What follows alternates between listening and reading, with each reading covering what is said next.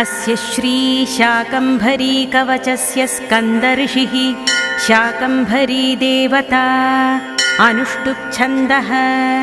चतुर्विधपुरुषार्थसिद्ध्यर्थे जपे विनियोगः ध्यानम्